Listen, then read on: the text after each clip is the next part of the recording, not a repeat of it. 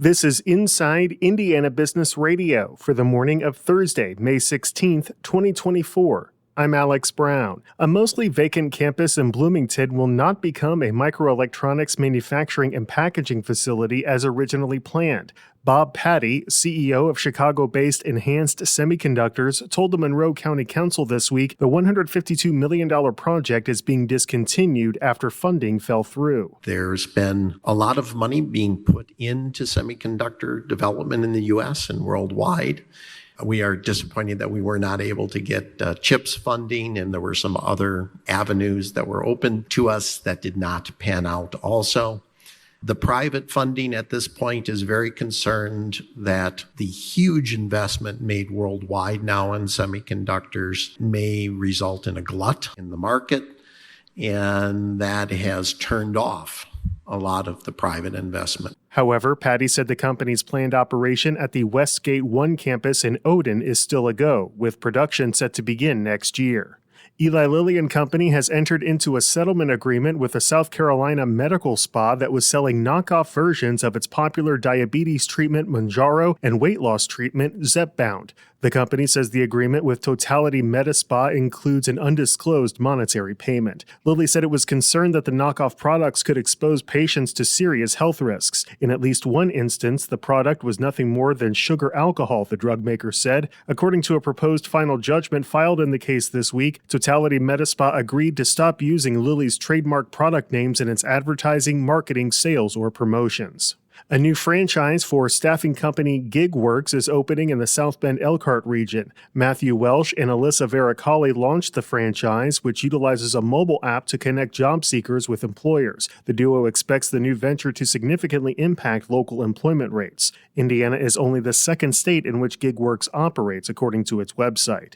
From the number one source for Indiana business news, this is Inside Indiana Business Radio. IBJ Media, Inside Indiana Business, and the Indiana Economic Development Corporation invite you to the Engage Indiana series, presented by CareSource, Indiana University, and Old National Bank. With an unrelenting focus on growing Indiana's economy, we'll dive into each region's unique challenges and distinct opportunities for growth. 9 regions, one goal. Indiana's bold future starts here. Discover more and register at ibj.com/engage. Rhonda Douglas and Ciara Hammond met at work as social work professionals, and last May, the duo launched the Jump Off Pedal Trolley, which provides 2-hour pedal trolley tours of South Bend area bars and pubs for single riders, groups, private parties, and corporate events. In a Q&A for our South Bend Elkhart Region Report newsletter, Douglas said they got a boost from some local assets to get the business off and running. We had gotten contact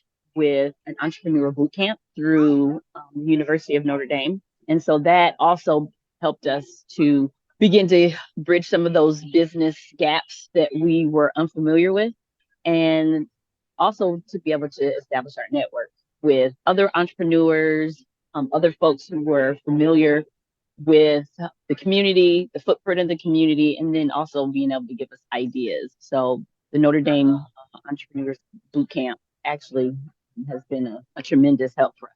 From there, we just started reaching out for financial support. When it came to, once we kind of made those business connections, we were able to get connected with funding source.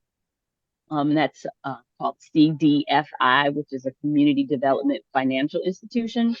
And then they helped us secure the monies for us to be able to purchase our trolley. You can read the full Q&A at InsideIndianaBusiness.com.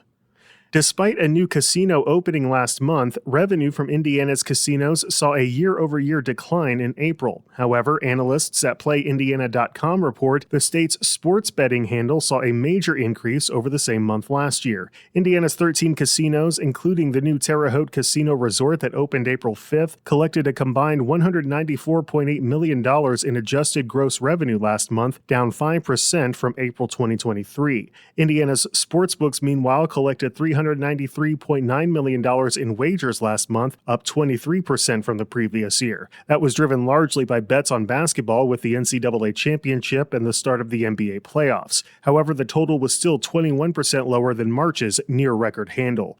Indiana Secretary of Commerce David Rosenberg is this week's guest on the Business and Beyond podcast with Gary Dick, presented by PNC, a weekly conversation with high-profile Hoosiers in business, sports and entertainment, and beyond. Available now from your favorite podcast provider.